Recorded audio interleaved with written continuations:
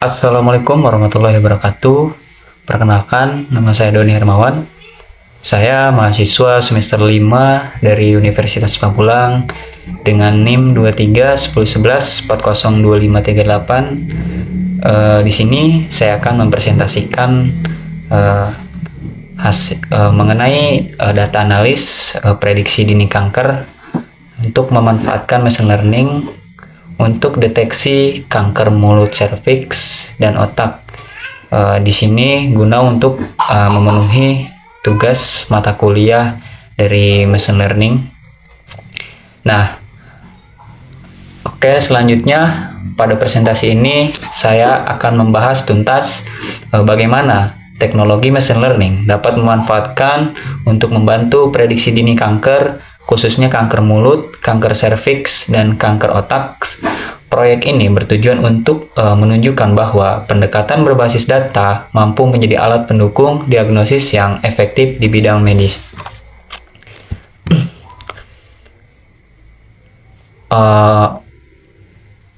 Langsung saja ke slide yang pertama, yaitu ada pentingnya deteksi dini. Untuk inti masalahnya itu diagnosa kanker stadium lanjut secara signifikan, mengurangi tingkat kelangsungan hidup, dan memperumit pilihan pengobatan. Metode screening tradisional bisa invasif, mahal, atau rentan terhadap kesalahan manusia yang menyebabkan peluang intervensi dini terlewatkan. Jadi, deteksi dini kanker ini merupakan kunci dalam menurunkan angka kematian. Jadi, semakin cepat kanker teridentifikasi, semakin besar peluang pasien untuk mendapatkan penanganan yang efektif. Nah, oleh karena itu dibutuhkanlah sebuah solusi. Di sini proyek ini memanfaatkan algoritma machine learning untuk menganalisis data medis dengan presisi tinggi dengan mengotomatisasi proses deteksi, bertujuan untuk memberikan opini kedua yang handal dan non-invasif untuk memperdayakan klinisi untuk bertindak lebih cepat. Jadi dibutuhkan sebuah sistem yang mampu membantu tenaga medis dalam mendeteksi kanker sejak tahap awal. Kemudian di sini ada ruang lingkup target proyek. Nah, jadi di sini jenis kanker yang dianalisis yaitu berfokus pada 3 jenis kanker ya. Yang pertama ada kanker mulut, kanker serviks, dan kanker otak. Nah, untuk kanker mulut itu sendiri yang dianalisis melalui citra lesi. Yang kedua, kanker serviks ya, yang dianalisis berdasarkan faktor risiko dan data pasien. Nah, dan klasifikasi. Yang ketiga ada kanker otak, di mana kanker otak yang dideteksi melalui pencitraan MRI untuk menggunakan teknik segmentasi ya, dan klasifikasi tumor. Nah, jadi ruang lingkup ini, proyek ini adalah untuk membangun sistem diagnosis berbasis data dengan pendekatan multimodal. Artinya, sistem mampu mengolah berbagai jenis data medis, baik berupa citra maupun data terstruktur, sehingga menghasilkan analisis yang lebih komprehensif dan fleksibel. Kemudian ada metodologi analisis multimodal, di mana diagnosis berbasis data. Jadi proyek ini menggunakan pendekatan multimodal yang mampu memproses berbagai jenis data medis. Fleksibilitas ini memastikan perangkat diagnosis yang komprehensif. Yang pertama ada pemrosesan gambar. Nah, untuk data citra seperti MRI dan gambar rongga mulut digunakan di sini menggunakan Convolutional Neural Networks atau CNNS ya, digunakan untuk mengekstrak fitur dari hasil pemindahan MRI dan gambar rongga mulut. Nah, jadi model ini berperan dalam mengekstraksi fitur visual penting yang tidak mudah dikenali secara manual seperti pola, tekstur, dan perbedaan warna. Yang kedua ada data terstruktur. Algoritma klasifikasi menganalisis data yang berisi faktor risiko dan demografi pasien. Nah, jadi selain citra, sistem juga memproses data terstruktur berupa faktor risiko dan demografi pasien. Seluruh proses pengolahan dan pelatihan model dilakukan di Google Colab sehingga proyek dapat dijalankan secara cloud, mudah diakses dan dapat direproduksi. Untuk yang ketiga ada Google Colab. Di sini seluruh alur kerja dibuat untuk eksekusi cloud, memastikan aksesibilitas dan reproduksibilitas. Di sini ada deteksi kanker mulut untuk analisis lesi visual. Nah, kanker mulut sering muncul sebagai lesi yang terlihat dan sulit dibedakan dari kondisi jinak. Jadi model ini berfokus pada analisis gambar rongga mulut beresolusi tinggi. Nah, sehingga dapat membantu screening awal secara non-invasif, bahkan berpotensi melalui kamera ponsel. Dengan pelatihan pada set data beranotasi jaringan jinak versus ganas, sistem belajar mengidentifikasi pola halus pada tekstur dan warna yang mungkin mengidentifikasikan karsinoma stadium awal yang berpotensi memungkinkan screening non-invasif melalui kamera ponsel pintar. Untuk selanjutnya yaitu ada penilaian resiko kanker serviks. Nah, untuk penilaian risiko kanker serviks mungkin berbeda ya dengan kanker mulut. Jadi deteksi berbeda dengan deteksi berbasis gambar. Jadi modul kanker serviks terutama memanfaatkan analisis faktor risiko. Model ini memproses riwayat pasien, demografi, dan data gaya hidup untuk memprediksi kerentanan. Nah, jadi fitur prediktif utama seringkali mencakup usia, riwayat kesehatan, dan hasil screening spesifik. Jadi berbeda dengan kanker mulut, deteksi kanker serviks ini lebih menekankan pada analisis faktor risiko. Sistem memproses data usia, riwayat kesehatan, dan hasil screening untuk memprediksi tingkat kerentanan pasien terhadap kanker serviks. Oke, selanjutnya ada klasifikasi tumor otak, segmentasi dan analisis MRI, di mana deteksi tumor otak memerlukan tingkat presisi yang tinggi. Nah, untuk tugas kompleks yang membutuhkan presisi tinggi, jadi model ini memanfaatkan pembelajaran mendalam atau deep learning untuk menganalisis pemindahan magnetik, imaging atau MRI. Jadi algoritma melakukan segmentasi untuk mengisolasi wilayah tumor dan jaringan otak yang sehat. Kemudian mengklasifikasikan jenis tumor, misalnya glioma, mini-glioma, dan pituitari. Nah, untuk memberikan ahli radiologi opini kedua, jadi otomatis yang penting untuk mendukung diagnosis. Nah, jadi model deep learning digunakan untuk melakukan segmentasi MRI guna memisahkan area tumor dari jaringan sehat, kemudian mengklasifikasikan jenis tumor seperti glioma, mini-glioma, dan pituitari. Baik, langsung saja kita ke live demonya. Di sini yang pertama itu ada, yang pertama kita kenalin dulu nih dari GitHub Pravin ya. Dia tuh dari Chennai. Ini dari perkiraan tuh dari negara India, dari negara India untuk GitHub-nya nih. Nah, kemudian saya ambil datasetnya. Di sini ada 3 dataset. Yang pertama itu ada brain tumor ya. Yang pertama kita akan membahas tentang di sini untuk datasetnya itu brain tumor prediction. Nah, dilanjut dengan yang kedua nanti itu ada tentang kanker mulut dan kanker serviks. Nah, untuk yang pertama langsung saja kita import library terlebih dahulu. Nah, kita bedah tuntas di sini. Jadi setiap barisnya tanpa basa-basi ya. Yang pertama nih ada untuk kode di sini. Nah, maaf sebelumnya dari tugas untuk UAS di sini. Nah, dari dosen saya diperuntukkan untuk membuat Google Colab kosongan ya. Misalkan dari sini kita ketik ulang ke Google Colab yang satunya. Nah, jadi kita bikin sama di sini dengan mengetikkan ulang. Nah, langsung saja ya. Untuk yang pertama itu ada untuk memanipulasi data dan file. Langsung sebelum saya jelaskan, saya akan menulis kode terlebih dahulu ya. Yang pertama kita memanipulasi data dan file ya. Yang pertama itu ada import OS, import OS, dilanjutkan dengan from file.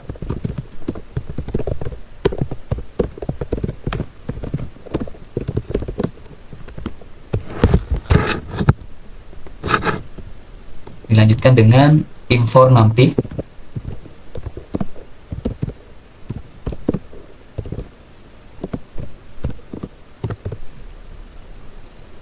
Nah, dengan untuk yang terakhir yaitu import Vanda ya. Vandas SPD. Nah, teman-teman, kode di sini ya, untuk yang pertama itu ada InfraOS. InfraOS di sini ini digunakan untuk berinteraksi ya, berinteraksi dengan sistem operasi navigasi folder untuk membaca fitur untuk membaca daftar ya, daftar file gambar. Nah, jadi tanpa ini kode tidak berada dalam data ya. Untuk yang kedua itu ada from field import image, yaitu untuk Python imaging ya, Python imaging library. Ya, jadi digunakan untuk membuka atau memanipulasi ya, dan melihat format file gambar. Nah, kemudian yang ketiga ada import ASNV ya. Ini digunakan untuk wajib ya untuk komputasi matriksnya, gambar dalam AI. Jadi AI itu adalah angka ya, NumPy yang mengolah angka-angka tersebut. Nah, kemudian di sini yang keempat ada import Pandas ASPD. Nah, ini kode ini digunakan untuk mengolah data dalam bentuk tabel atau data frame, biasanya untuk mencatat ataupun mencatat file gambar gitu ya, dalam dan labelnya. Nah, kemudian kita ke kode selanjutnya. Nah, saya ketik terlebih dahulu.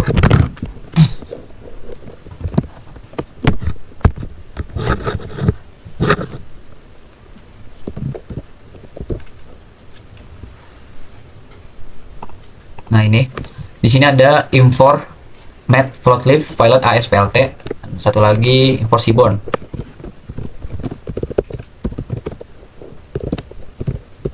Nah, maaf. Nah, nih kode yang pertama di sini, kode yang kelima ya. Ini kode 2 di sini nih. Ini itu untuk visualisasi ya, untuk mirroring buat datanya. Jadi yang pertama nih ada import matplotlib ya, pilot ASPLT. Jadi alat utama ini untuk membuat grafik ya, seperti melihat akurasi model atau menampilkan contoh gambar. Nah, yang kedua itu ada import seaborn ASSNS ya. Ini biasanya dipakai untuk membuat heat map atau confusion matrix. Nah, kemudian untuk selanjutnya kita ke kode yang selanjutnya. Seperti biasa ya, saya menuliskan kode terlebih dahulu dan kemudian saya akan menjelaskan kode tersebut.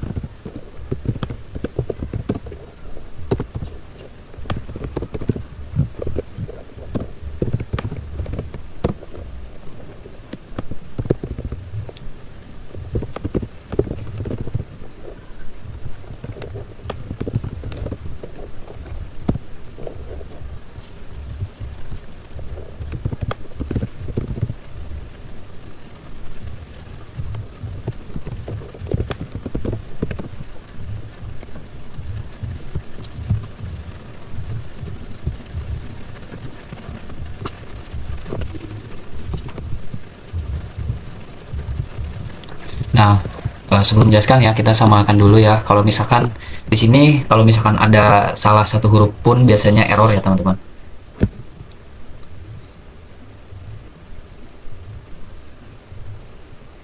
Oke, matrix.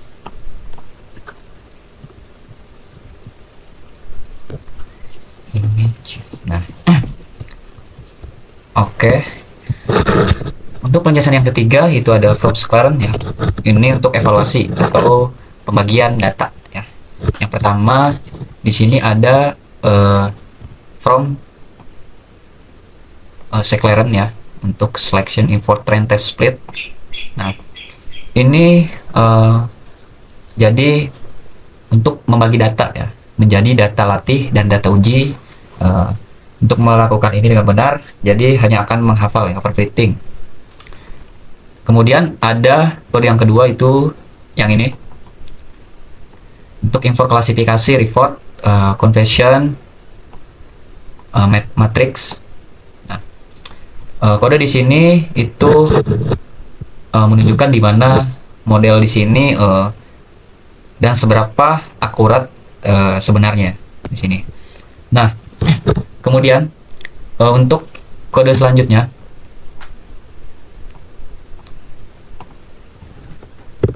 saya ketik terlebih dahulu.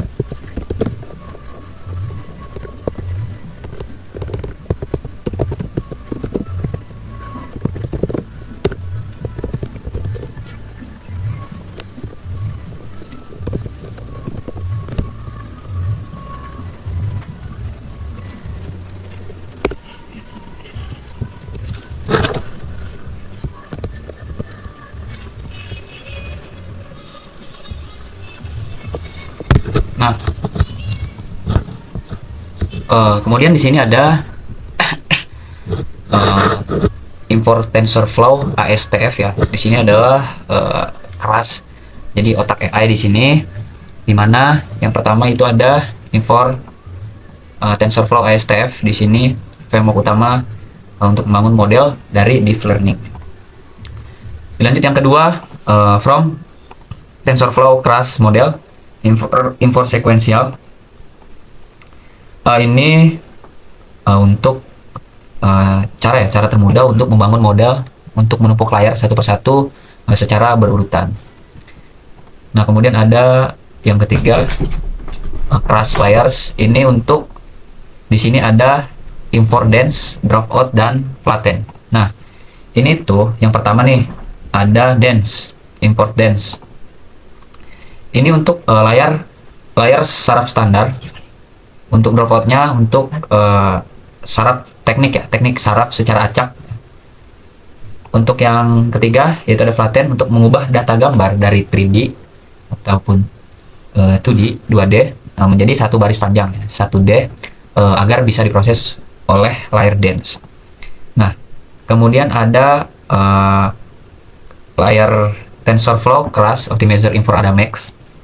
Nah, ini tuh jadi algoritma yang mengatur cara model belajar ya. ADAMEX adalah di sini varian dari Adam, biasanya seringkali bagus untuk data gambar. Nah, kemudian ada Crush Matrix untuk aim for precision dan recall ya di sini, dan recall. Nah, di sini metrik pengukuran yang lebih dalam dari sekedar akurasi menunjukkan seberapa objektif model ini dalam mendeteksi kelas tertentu. Nah, untuk selanjutnya ini ada import image data generator. Nah, ini untuk gunakan untuk data augmentation yang memutar dan memperbesar atau menggeser gambar secara otomatis agar model ini punya lebih banyak ya variasi data untuk dipelajari. Nah, kemudian yang selanjutnya ini ada, saya ketikkan terlebih dahulu.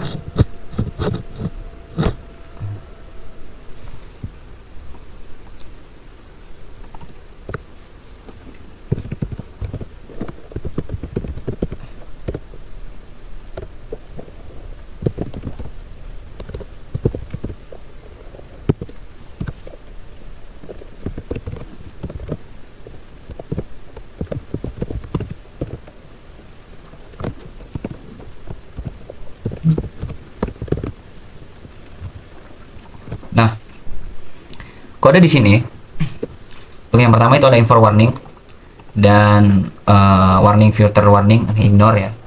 Ini digunakan untuk membungkam ya atau pesan peringatan, biasanya masalah update library ya, agar tampilan output tetap bersih ya. Jadi peringatan ini penting ya, tapi sebagian orang jarang gitu ya ataupun malas buat ngelihatnya.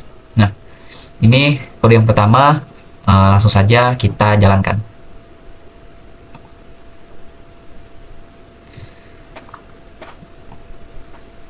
Goblok malah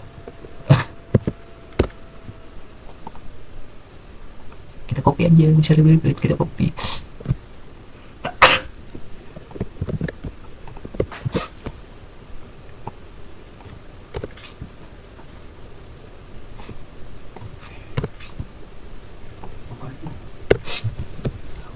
Langsung saja kita jalankan kode ini.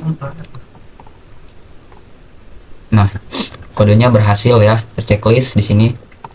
Nah, untuk yang selanjutnya kita masuk ke kode yang kedua.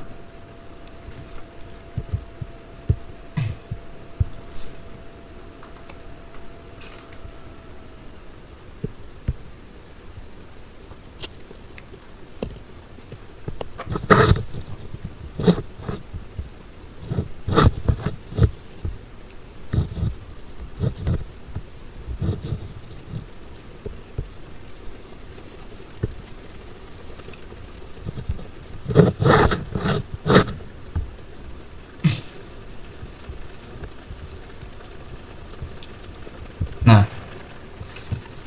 kode yang kita tambahkan terlebih dahulu. Nah, jadi kode yang kedua di sini. Nah, kita ketikkan terlebih dahulu ya.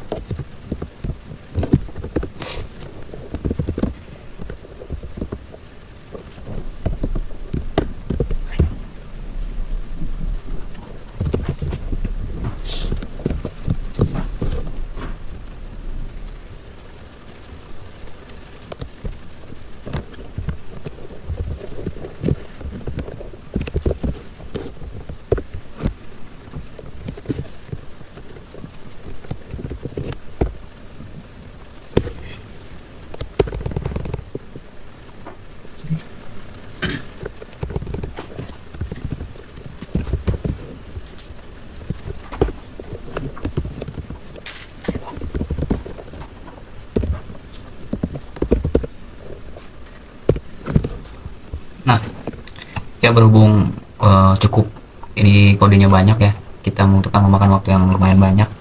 Sedangkan kode yang nanti kita akan bahas juga lumayan. Kita copy aja ya untuk sebagian kodenya. Files.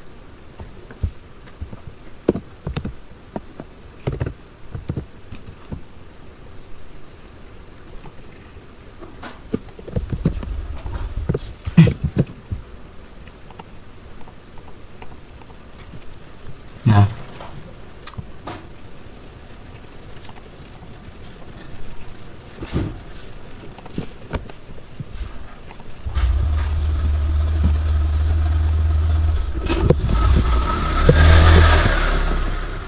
nah, jadi kode di sini ya untuk dev ini dibuat untuk menyusun data gambar training menjadi bagian bentuk tabel atau data frame yang rapi dan mudah dipakai. Misalnya untuk proses training ya, ataupun model machine learning. Nah, jadi fungsi ini menerima satu input berupa spread folder data training. Di dalam folder tersebut mengasumsikan ada banyak subfolder dan nama subfolder mewakili kelas atau label gambar. Misalnya nih catdog. Nah, ini catdog. Ya, misalnya catdog.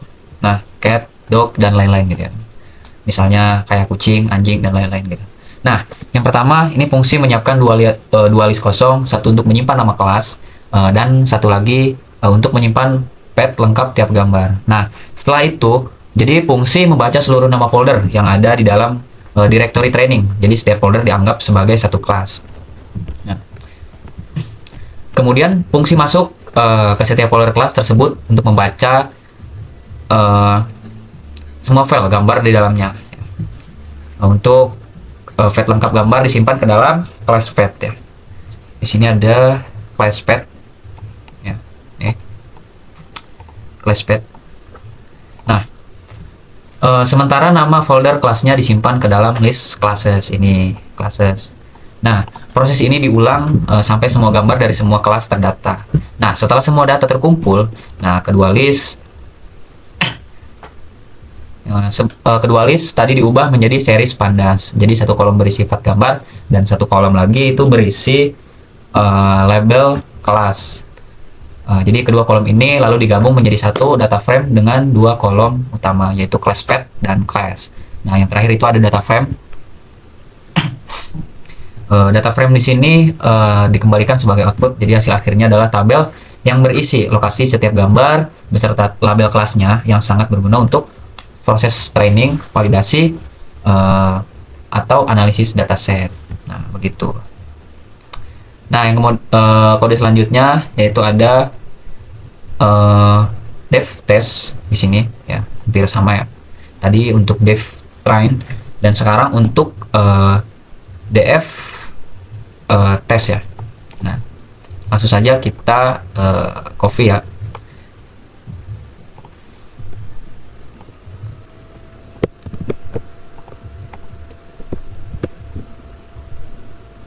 Nah, kita jalankan. Nah, jalan ya. Nah, untuk dev test di sini, nah fungsi test df atau test fed ya, ini pada dasarnya memiliki cara kerja yang sama seperti fungsi training, tetapi digunakan khusus untuk data testing ya. Jadi fungsi di sini menerima input berupa fed folder. Ini struktur foldernya diasumsikan sama, yaitu setiap subfoldernya di dalam directory testing mewakili satu kelas gambar. Di awal, fungsi menyiapkan dua list kosong, ya untuk menampung nama kelas dan path lengkap gambar. Nah, selanjutnya fungsi membaca semua folder yang ada di dalam directory testing. Setiap folder dianggap sebagai label kelas. Nah, untuk setiap folder kelas, fungsi masuk ke dalam dan membaca seluruh file gambar yang tersedia. Nih, dimasukkan ke dalam class fed. Nih, yang ini class fed. Nah, sedangkan nama folder kelasnya disimpan ke dalam list classes ya. Ini class fed classes. Nah, Proses ini dilakukan hingga semua gambar dari seluruh kelas selesai diproses. Nah, setelah pengumpulan data selesai, daftar kelas dan pet gambar diubah menjadi series pandas. Nah, diubah menjadi PD series pandas ya. Nah, kemudian yang kedua series tersebut digabung ya menjadi sebuah data frame atau label yang berisi dua kolom utama, class pet sebagai lokasi gambar dan class sebagai labelnya. Nah, untuk terakhir itu fungsi mengembalikan data frame tersebut, hasil akhirnya adalah tabel data testing yang berisi informasi fed, gambar, beserta kelasnya, sehingga dapat langsung digunakan untuk evaluasi ya, evaluasi model atau pengujian performa. Nah, di sini juga ada beberapa data ya, dataset nih untuk datasetnya. Nah, untuk con image class-nya, di sini ada beberapa diagram.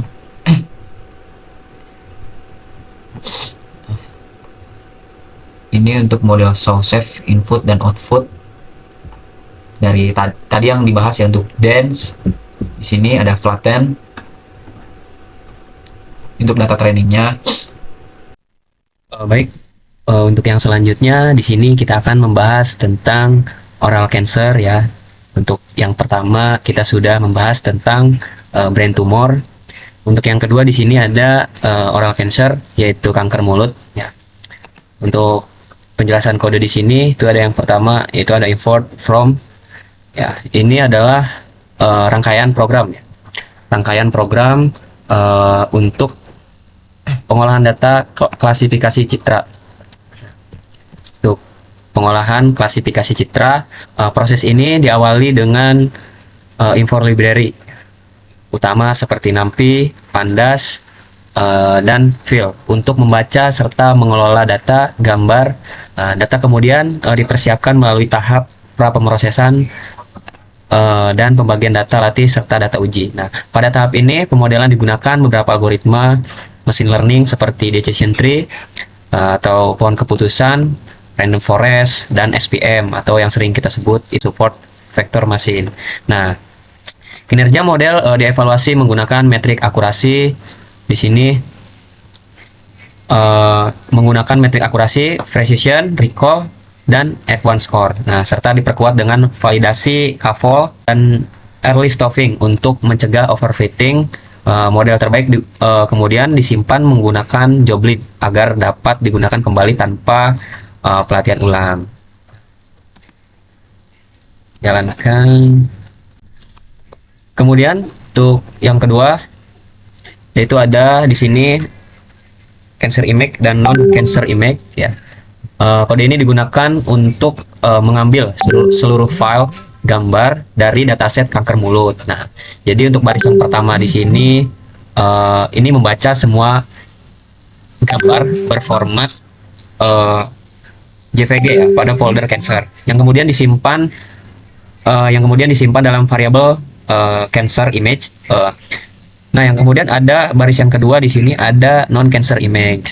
Nah, untuk baris yang kedua ini melakukan hal yang sama untuk folder non cancer ya, dan hasilnya disimpan dalam variabel non cancer image. Dengan cara ini data gambar berhasil dikelompokkan berdasarkan kelas kanker dan non kanker sebagai persiapan untuk proses pelatihan dan pengujian model klasifikasi. Kita jalankan. Oke, berhasil. Nah, untuk kode yang ketiga, di sini ada dataset dan label ya. Nah, pada bagian ini program membentuk dataset dan label. Jadi setiap gambar pada kelas kanker diubah ukurannya menjadi 6 nih. Untuk target size-nya di sini ada 64 kali 64 pixel. Nah, lalu dikonversi ke bentuk array dan disimpan ke dalam dataset dengan label 1 sebagai penanda kanker. Jadi proses yang sama dilakukan pada gambar non kanker. Nah, namun diberi dengan label 0 setelah seluruh gambar diproses. Jadi dataset kemudian diubah menjadi array NumPy agar siap digunakan dalam proses pelatihan model. Nah, kemudian untuk kode yang kita jalanin dulu ya. Nah, berhasil. Kemudian kita lanjut ke kode yang keempat ya. Di sini ada def, yaitu fungsi evaluate model yang digunakan untuk mengevaluasi jadi kinerja model klasifikasi. Jadi Ini berfungsi untuk menerima model yang telah dilatih untuk data uji, ya.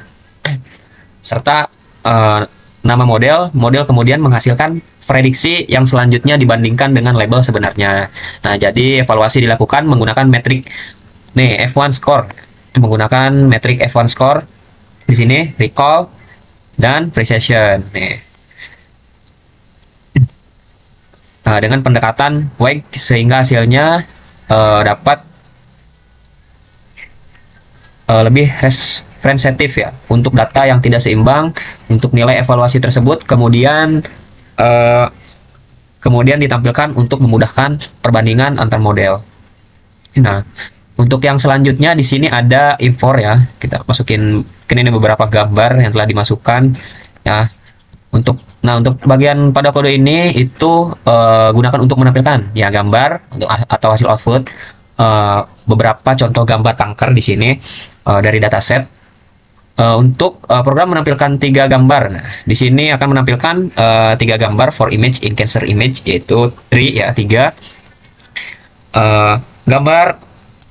Di sini langsung yang pertama ini mungkin beberapa gambar ya, yang mengenai kanker mulut di sini.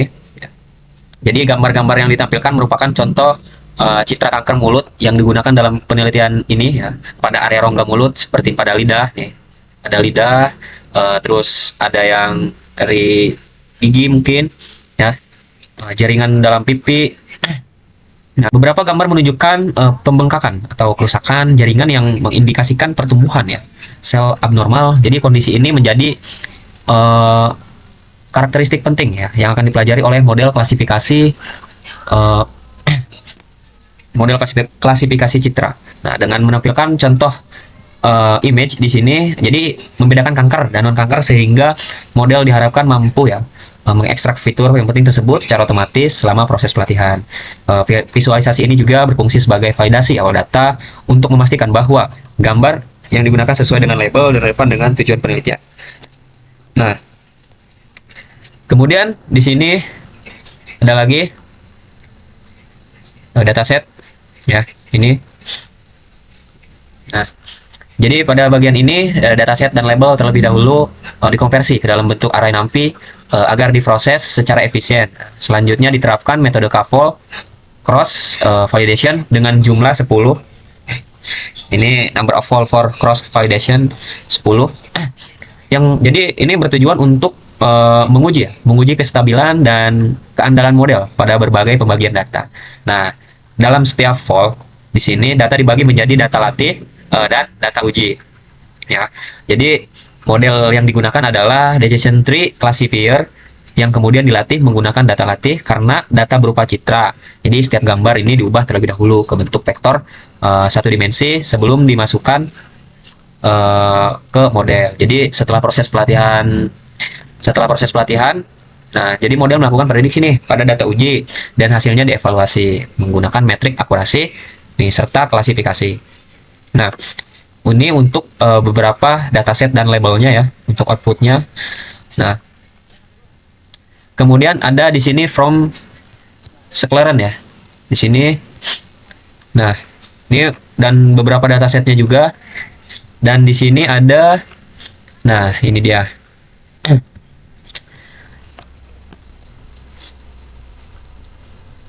Ini adalah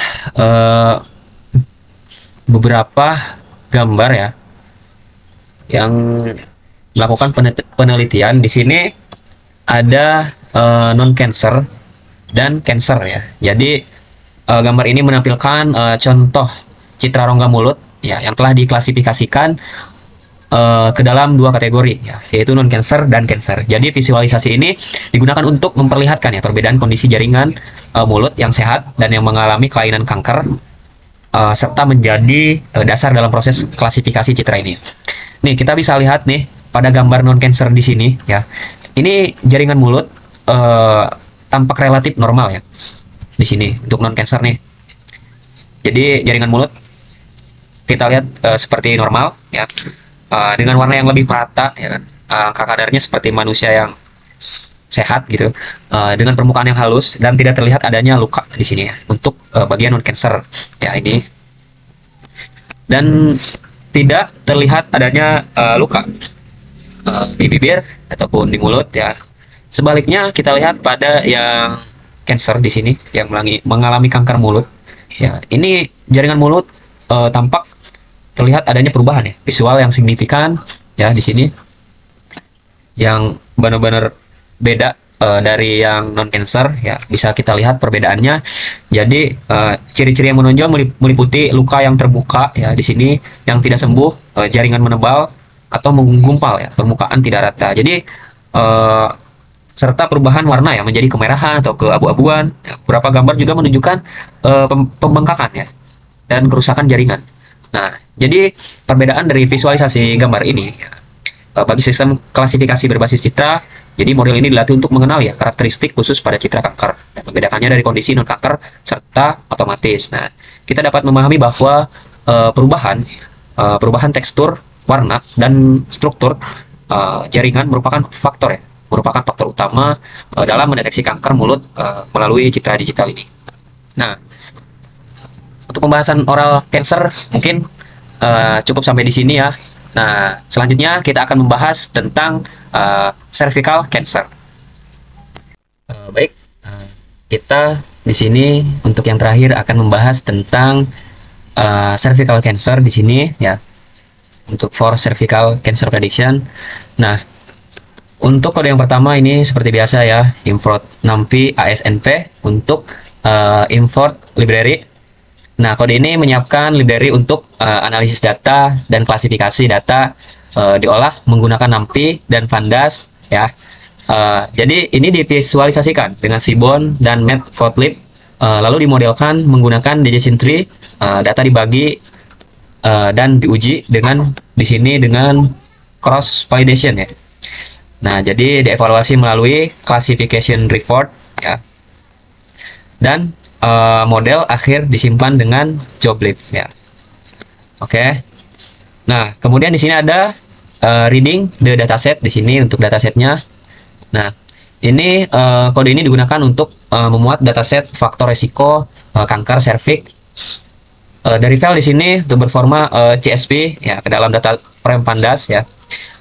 Dengan langkah ini jadi dapat mempermudah ditinjau, dianalisis dan dipersiapkan untuk proses pengolehan lebih lanjut seperti eksplorasi data, pemodelan dan evaluasi ya. Kemudian di sini ada processing the data ya. Nah, di sini ada df ya, def the draft. Nah, kode ini ya digunakan untuk memuat dataset faktor risiko kanker serviks ya. Dari file berformat CSV ya. Tadi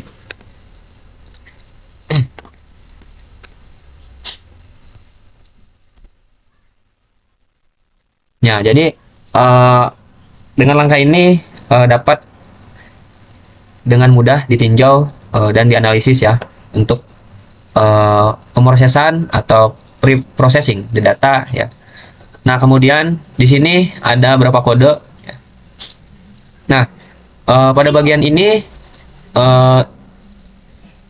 adalah kode yang digunakan untuk menangani ya nilai kosong atau missing value ya pada dataset faktor risiko yang dianggap paling responsif ya. Representatif seperti nilai median untuk data numerik agar tidak terpengaruh oleh pencilan serta nilai tetap 0 atau 1. Jadi pada variabel kategorikal untuk menunjukkan ada atau tidaknya suatu faktor risiko. Nah, menggunakan ini ya, dengan langkah ini jadi memungkinkan bahwa dataset menjadi lengkap, konsisten dan siap digunakan pada tahap analisis lanjutan maupun pemodelan klasifikasi. Nah, yang kemudian di sini ada defining the input and output column. Ada X dan Y di sini. Nah, kode ini digunakan untuk memisahkan ya data target dan fitur variabel di sini. Ya, ya. Nah, untuk yang pertama ada variabel ya, yang berisi kolom biospy yang menjadi label atau kelas dalam prediksi kanker. Sedangkan di sini ada X untuk variabel X itu sendiri ya. Ini berisi seluruh variabel lainnya yang digunakan sebagai fitur input untuk melatih dan menguji model. Nah, kemudian di sini ada splitting the dataset into test and training ya. Nah, untuk ini X-train, X-test, Y-train, dan Y-test ini beberapa variabel dari train, test, X dan Y. Nah, jadi kode ini digunakan untuk membagi dataset ya menjadi data latih dan data uji. Nah, sebanyak di sini ada untuk test size-nya di sini ada 0,25 ya, 25%. Data digunakan sebagai data uji untuk mengevaluasi kinerja model.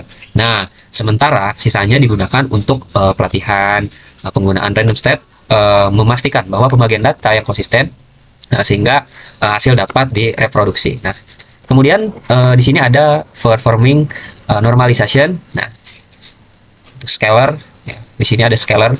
Nah, jadi pada tahap ini itu dilakukan standarisasi ya data fitur menggunakan stand scalar data latih dinormalisasi terlebih dahulu. Nah, jadi proses ini bertujuan agar setiap fitur memiliki skala ya, memiliki skala yang seimbang sehingga model dapat belajar dengan lebih optimal.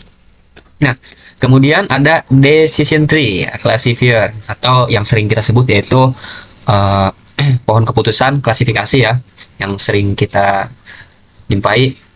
Yang pertama ini ada di sini CC decision classifier.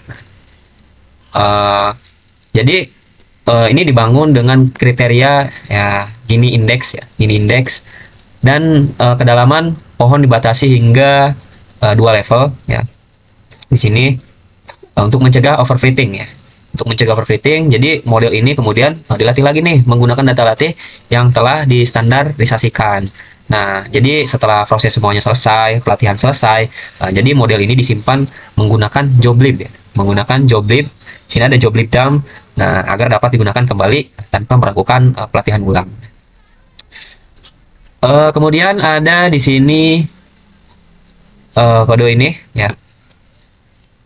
Nah, jadi kode ini digunakan untuk menghasilkan ya prediksi pada data uji menggunakan model decision tree, jadi classifier yang telah dilatih. Nah, jadi ini adalah hasil prediksi ya pada data uji menggunakan decision tree classifier ya. Jadi hasil prediksi tersebut kemudian dibandingkan ya dengan label sebenarnya. Jadi kinerja model ditampilkan melalui klasifikasi Revot ya dengan variabel Y di sini ya untuk mencakup metric precision, recall, dan advanced score ya. Jadi akurasi performa model secara keseluruhan. Kemudian ada SPM ya. Di sini ada algoritma SPM, support ya, mesin di sini. Untuk yang kode di sini ya, ini digunakan untuk untuk support vektor mesin lah ya, atau yang sering kita sebut SPM ya, sebagai model klasifikasi dengan kernel polinomial ya, memungkinkan pemisahan data secara nonlinear. Jadi model ini menggunakan data secara nonlinear. Jadi data yang dilatih distandarisasikan, kemudian disimpan menggunakan joblib dan di sini agar dapat digunakan kembali. Kemudian di sini ada algoritma dari random forest. Di sini biasanya random forest itu yang sering digunakan untuk klasifikasi atau prediksi berapa jenis penyakit ya di sini. Di sini untuk random forest ya. Nah, biasanya random forest ini classifier sebagai model klasifikasi 100 pohon di sini, meningkatkan akurasi kestabilan prediksi. Jadi model dilatih menggunakan data latih, kemudian disimpan menggunakan joblib ya, sama ya sama yang tadi. Nah, kemudian di sini yang terakhir ada KNN ya, atau yang sering kita sebut K-Neigh-Boers classifier. Nah, jadi kode ini digunakan atau diterapkan algoritma K-Nearest-Neigh-Boers atau KNN dengan jumlah terdekat sebanyak 5 ya. Di sini 5. Nah, jadi di sini model yang dilatih ya yang telah distandarisasikan, model yang menggunakan seperti yang tadi, kemudian yang disimpan menggunakan joblib ya, dan joblib dump di sini. Nah, kemudian untuk selanjutnya digunakan untuk memprediksi data uji yang dievaluasi di sini menghasilkan klasifikasi ya, report untuk menilai performa model berdasarkan presisi ya, kemudian recall dan eval score. Mungkin cukup sekian untuk live demonya kita pada video kali ini ya. Kemudian langsung saja kita ke selanjutnya. Kemudian ada arsitektur teknis.